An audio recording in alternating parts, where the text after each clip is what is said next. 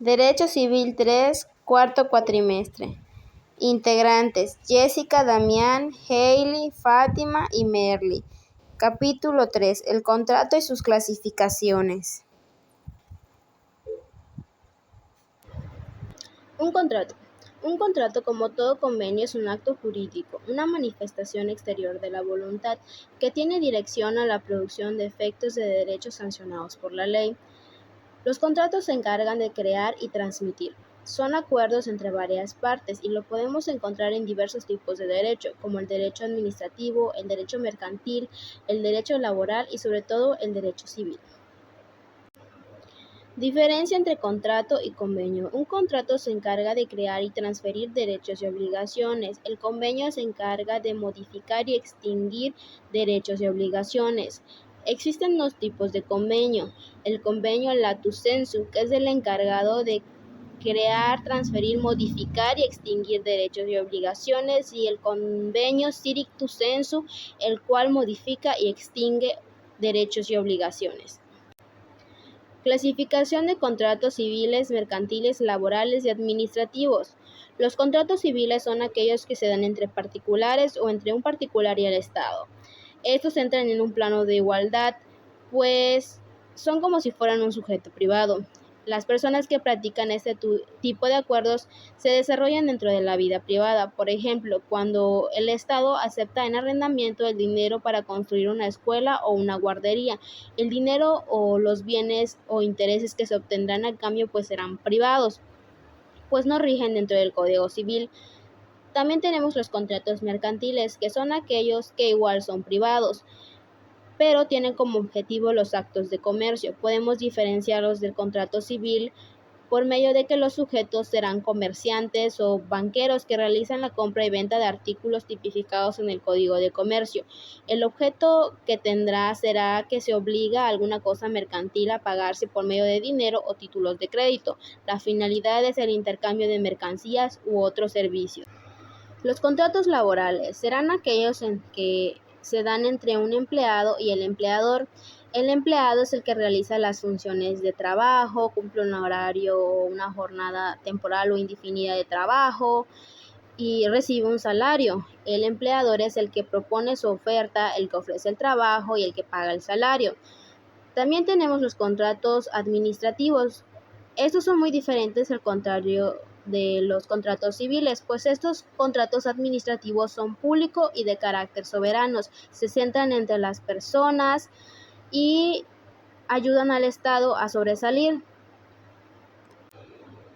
Contrato preparatorio, también llamado contrato preliminar o precontrato, tiene por objeto la celebración de un contrato a futuro, es decir, en el que las partes se comprometen a celebrar otro contrato, que será el contrato definitivo, pero será dentro de un cierto plazo. Su contenido consiste en obligaciones de hacer, pues por efecto del mismo no se genera otra obligación que no sea de formalizar el acto definitivo, cuyas cláusulas serán expuestas dentro del contrato preparatorio. A pesar de que el contrato preparatorio es una base para seguir con el contrato definitivo, no obliga a que se realice el contrato definitivo, pues no significa que forzosamente se deba realizar, pues todo dependerá de lo que ocurra dentro del contrato preparatorio, de lo que se establezcan las partes, las decisiones voluntarias de las personas, el libre albedrío tendrá realidad dentro del plazo previsto en el que decidan las personas que realizan el contrato. También tenemos los contratos bilaterales y los contratos unilaterales. Los contratos bilaterales o sinalagmáticos son los que se generan recíprocamente, es decir, por medio de obligación para ambos contratantes. Todos quedan obligados a conceder alguna prestación, por ejemplo en la compra y venta, en el que el vendedor está obligado a vender el artículo y el comprador está obligado a comprarla porque pues ya se estableció por un convenio o un contrato. En los contratos unilaterales son los que se generan por obligación, pero solo a cargo de una de las partes. La otra parte no asume ningún compromiso. Por ejemplo, en la donación, en el que el donante se obliga a entregar la cosa prometida y el donador no queda obligado de aceptarla, simplemente la acepta o no la acepta. El contrato unilateral es un acuerdo entre dos partes en el cual solo una de las partes se compromete a realizar una acción. Por ejemplo, un acto de donación, solo el donante se compromete a transferir un bien o derecho a otra persona, sin que esta última tenga que hacer nada a cambio. Por otro lado, el acto jurídico unilateral es una declaración de voluntad emitida por una sola persona que produce efectos jurídicos. Por ejemplo, la declaración de renuncia a un derecho por parte de alguien sin necesidad del consentimiento de otra persona. Es un acto jurídico unilateral. En síntesis, el contrato unilateral implica la existencia de dos partes, pero solo una se obliga a realizar una acción, mientras que el acto jurídico unilateral es una declaración de voluntad individual que crea efectos jurídicos. Un contrato oneroso es aquel en el que ambas partes obtienen beneficios a cambio de sus obligaciones, es decir, cada persona está dispuesta a pagar un precio o a asumir una carga para obtener aquello que ha sido convenido en el contrato. Un ejemplo de contrato oneroso es la compraventa en la que el vendedor recibe el precio y el comprador adquiere el bien. Un contrato gratuito, por otro lado, es aquel en el que solo una de las partes obtiene beneficios, sin que la otra parte reciba nada a cambio. Por ejemplo, de contrato gratuito es el donativo, en el que una persona realiza una donación sin recibir nada a cambio. En este tipo de contrato, la gratuidad del mismo es una parte fundamental del acuerdo. Un contrato aleatorio es aquel en el que el cumplimiento de las obligaciones de las partes depende de un acontecimiento futuro e incierto. Es decir, el resultado del contrato no se puede prever con certeza en el momento de su celebración. Un ejemplo de contrato aleatorio es el seguro, en el que la aseguradora paga una primera para cubrir un posible riesgo futuro e incierto, como puede ser un accidente o una enfermedad. Por otro lado, un contrato conmutativo es aquel en el que las obligaciones de las partes están definidas y equilibradas desde el principio, es decir, ambas partes se comprometen a cumplir con obligaciones conocidas y determinadas desde la celebración del contrato. Un ejemplo de contrato conmutativo podría ser el alquiler de un piso, en el que el arrendador se compromete a proporcionar el uso y disfrute de inmueble a cambio del pago de la renta por parte del arrendatario. Ambas partes conocen y aceptan el contenido de sus obligaciones desde el inicio del contrato. Existen diferentes tipos de contrato según los requisitos necesarios para su validez. Contrato consensual es aquel en el que basta el simple acuerdo de las partes para su validez, sin necesidad de formalidades especiales. Ejemplos de contratos consensuales son la compraventa, el arrendamiento o el préstamo. Contrato real es aquel en el que para su validez se requiere la entrega de una cosa para una de las partes. Un ejemplo de contrato real es el depósito, en el que el depositante entrega una cosa al depositario para su custodia. Contrato solemne es aquel que para su validez requiere una formalidad especial, como la forma estricta, la presencia de testigos o la intervención de un notario. Ejemplo de contratos solemnes son el contrato de compraventa de bienes inmuebles, el contrato de mutuo hipotecario y el testamento. En algunos casos, el contrato puede cumplir con más de un tipo de requisitos. Por ejemplo, el contrato de compraventa puede ser consensual y solemne si se realiza mediante escritura pública. Los contratos principales y accesorios se diferencian en la forma en que se relacionan con otros contratos. Los contratos principales son aquellos que existen de manera independiente, sin necesidad de la existencia de otro contrato previo o simultáneo. En otras palabras, sus obligaciones y responsabilidades son autónomas y no dependen de ningún otro contrato. Ejemplos de contratos principales son la compraventa, el arrendamiento y el préstamo. Por otro lado, los contratos accesorios dependen de la existencia de un contrato principal y tienen como finalidad regular alguna obligación vinculada a este, es decir, sus obligaciones y responsabilidades están subordinadas a las del contrato principal. Ejemplo de contrato accesorio son las la fianza, la hipoteca y la prenda. En resumen, los contratos principales que existen de manera independiente, mientras que los contratos accesorios dependen de un contrato principal para regular ciertas obligaciones vinculadas a este. Los contratos instantáneos y de tracto sucesivo se diferencian en la forma en que se cumplen y ejecutan sus obligaciones. Los contratos instantáneos son aquellos en que las obligaciones de las partes se cumplen de forma inmediata y en una sola vez. Es decir, su ejecución es instantánea. Por ejemplo, la compraventa de objeto con pago al contado y entrega inmediata. Por otro lado, los contratos sucesivos son aquellos en los que las obligaciones de las partes se cumplen en un plazo temporal y de forma continua. Es decir, su ejecución es sucesiva en el tiempo. Ejemplo de contratos de tracto sucesivo incluye el arrendamiento, el suministro de energía o el contrato de trabajo. En resumen, los contratos instantáneos se cumplen de forma inmediata en una ocasión, mientras que los contratos de tracto sucesivo se cumplen en un plazo temporal continuo. Los contratos nominados son aquellos que están regulados y definidos por la ley y tienen una denominación específica en el ordenamiento jurídico, es decir, son contratos que se encuentran expresamente reconocidos por la ley. Algunos ejemplos de contratos nominados son el contrato de compraventa, el contrato de arrendamiento, el contrato de trabajos, entre otros. Por otro lado, los contratos innominados son aquellos que no están regulados de manera específica por la ley, es decir, no tienen una denominación propia en el ordenamiento jurídico. En estos casos se aplican las normas generales del contrato y la que las partes acuerden. Ejemplo de contratos innominados puede ser el contrato de consultoría, el contrato de prestación de servicios, entre otros. En resumen, los contratos nominados son aquellos que tienen una denominación específica en la ley, mientras que los innominados son aquellos que no se encuentran regulados de manera específica por la ley. Lo cuarto, elementos esenciales o de existencias del acto jurídico: voluntad con consentimiento, objeto posible y solemnidad. Voluntad.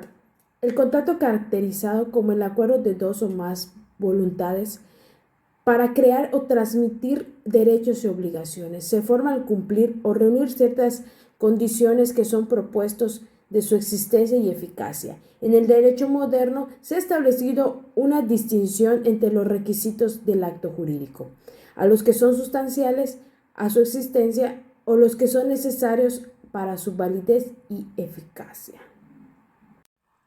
Requisitos existenciales o de existencia. El acto jurídico es la manifestación exterior de la voluntad, tendente a producir efectos de derechos sancionados por la ley, como todo ser, real o conceptual. Para su formación precisa ciertos elementos esenciales sin los cuales no existiría. 1. La voluntad. 2. Un objeto posible hacia el cual se dirige esa voluntad y ocasionalmente. 3. Una manera solemne de exteriorizar esa voluntad. Consentimiento. En los contratos esa voluntad se llama consentimiento y es un elemento complejo, formado por la integración de dos voluntades que se conciertan.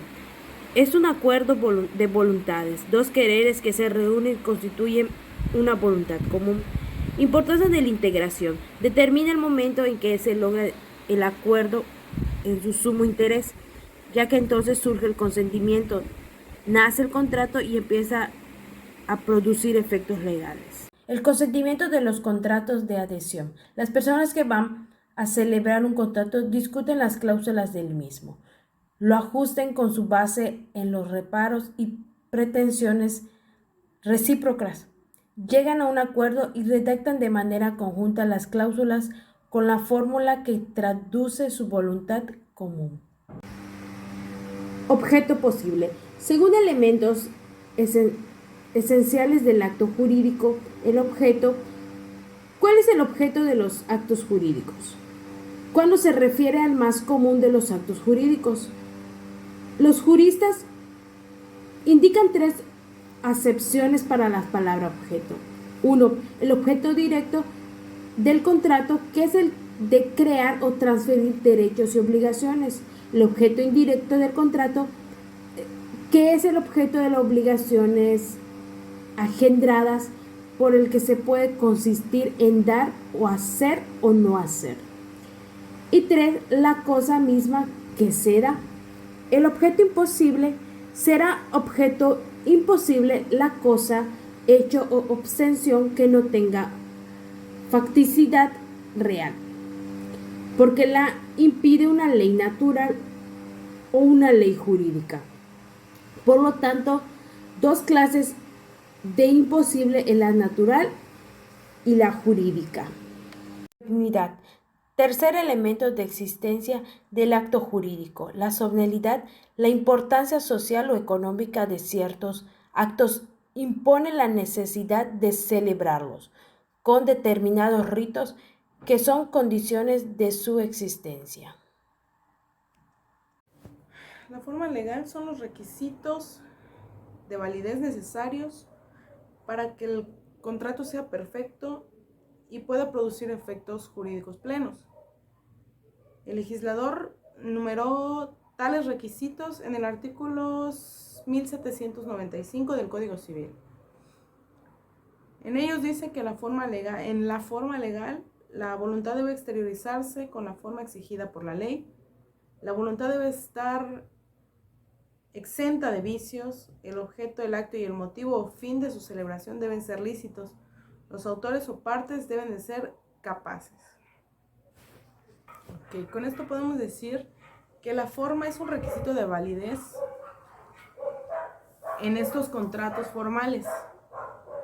Es aplicable a ellos la célebre frase de Rudolf von Jhering: la forma es para los actos jurídicos lo que la acuñación para la moneda.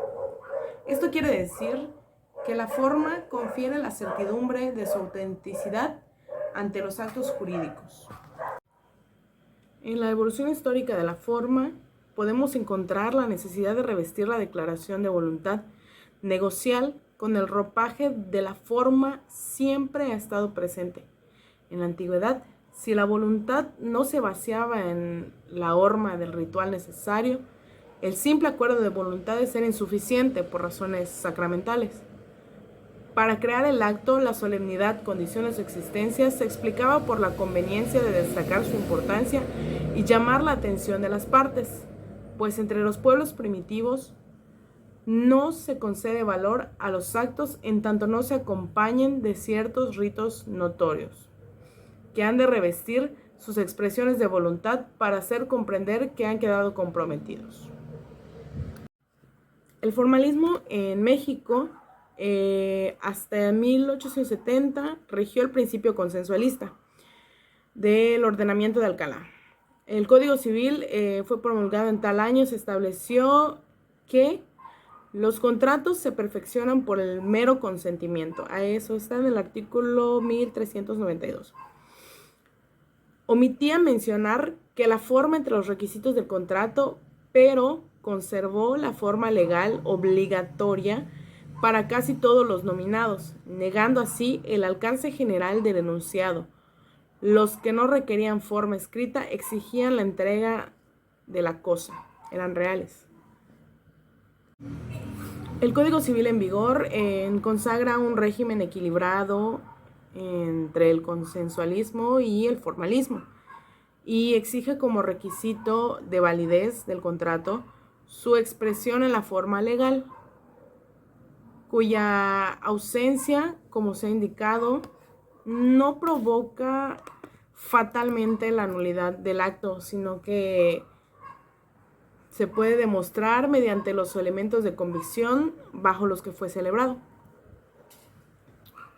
En efecto, la ley declara que el contrato carente de forma legal será válido si puede probarse su celebración por medio de instrumentos en los que conste la voluntad de las partes, de modo fehaciente o de manera indubitaria. Eso está en el artículo 1833 y en el 2232 de dicho código. En ambos supuestos, cualquiera de las partes podría exigir a la otra judicialmente que el contrato sea otorgado en forma legal y así convalidarlo. Este Código Civil que está en vigor sostiene en el artículo 1832 una posición consensualista como principio general. Esto es que los contratos civiles, cada uno se obliga en la manera y término en que se aparezca que quiso obligarse, sin que para la validez del contrato se requieran formalidades determinadas, fuera de los casos expresamente designados en la ley. La voluntad es un elemento fundamental del acto jurídico.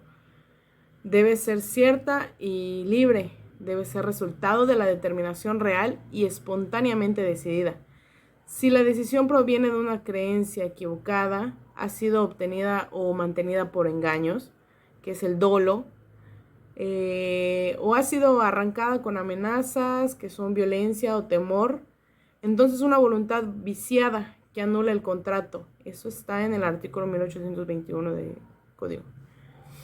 En tales casos, el agente manifiesta su intención de celebrar el acto jurídico solo porque su decisión ha sido desviada por causas extrañas, sin las cuales el acto no se realizaría. El error pudo haber sido provocado o mantenido deliberadamente por medio de maniobras, argucias o artificios que urdió la otra parte o un tercero con anuencia de ella. La actitud malévola consiste en pretender aprovecharse de un error ajeno, ya provocándolo y manteniéndolo de una manera engañosa. Se llama dolo en materia civil. El derecho penal, cuando asume formas de extrema gravedad, constituye la figura delictiva del fraude. En esto tenemos la clasificación del error por sus consecuencias jurídicas, dentro de otras clasificaciones. El error indiferente no ejerce la influencia alguna sobre el acto, recae en circunstancias accidentales o en los motivos personales secretos, que no trascienden en su celebración. Su percepción equívoca es irrelevante para la vida del negocio. También tenemos error en la nulidad, que es el que vicia la voluntad, produce la nulidad relativa del acto jurídico. En nuestro derecho es el error que recae sobre el motivo determinante de la voluntad del agente. Esto está en el artículo 1813, que dice que el error de derecho o de hecho invalida el contrato cuando recae sobre el motivo determinante de la voluntad de cualquiera de los que contratan, si en el acto de celebración se declara el motivo o si se prueba las circunstancias del mismo contrato que se celebró esté en falso supuesto que lo motivó y no por otra causa.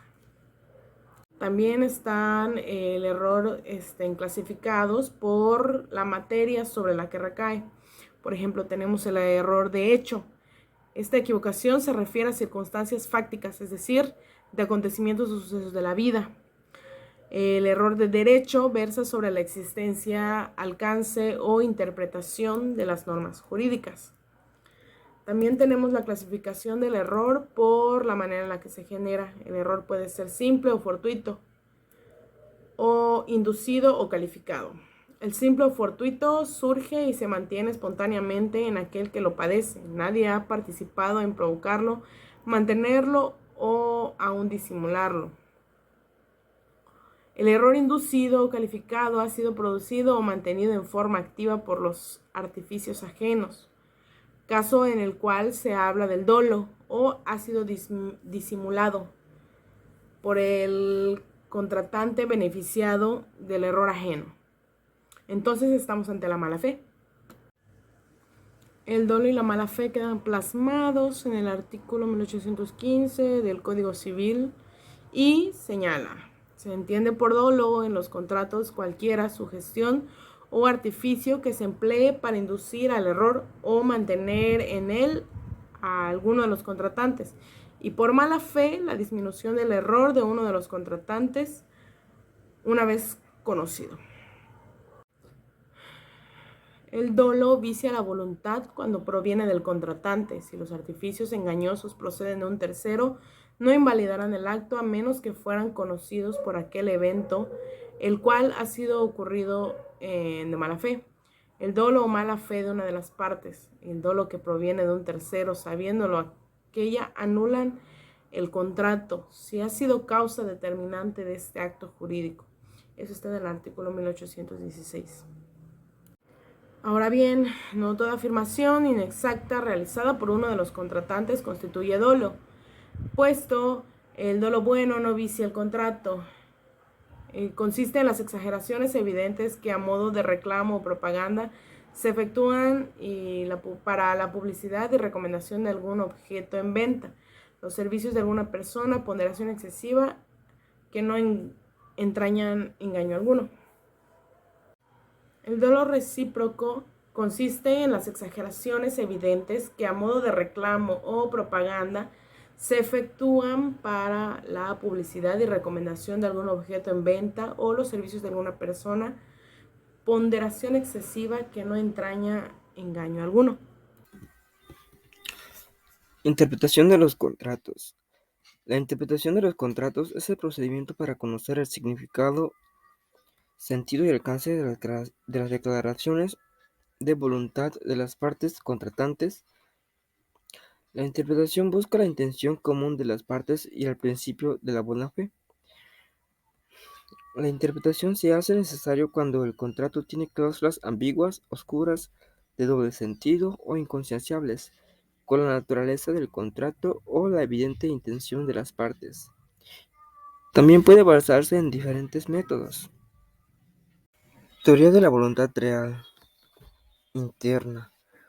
Bueno, nos dice que la primera sostiene que solo la voluntad interna debe producir efectos jurídicos porque es real. Lo sentido, la que es el producto de los motivos, el verdadero querer, la intención cierta de obtener el resultado que es el único atendible lógicamente, porque la simple declaración no tiene contenido sino la exteriorización de un querer interno. Teoría de la voluntad declarada. Es sacrificar la voluntad real interna y sustituirla por la voluntad que aparece de la declaración. En sí establece que la declaración exteriorizada es la que se debe prevaler en función de que es la única que se puede ser conocida. La voluntad que prevalece es la declarada únicamente de manera de hacer objetiva la voluntad. Reglas de la interpretación del contrato. Artículo 1851. Si los términos del contrato son claros y no dejan duda sobre la intención de los contratantes, se estará al sentido literal de sus cláusulas. Si las palabras parecieran contrarias a la intención evidente de los contratantes, prevalecerá esta sobre aquellas. Artículo 1852. Cualquiera que sea la generalidad de los términos del contrato, no debería entenderse comprendidos en las cosas distintas y casos diferentes de aquellos sobre lo que los interesados se propusieron a contratar. En el artículo 1853 del Código Civil, si alguna cláusula de los contratos admitiera diversos sentidos, deberá entenderse en el más acuerdo para que produzca efecto. En el artículo 1854, las cláusulas de los contratos deben interpretarse de una de las otras, o sea que en el sentido que resulte del conjunto de todas.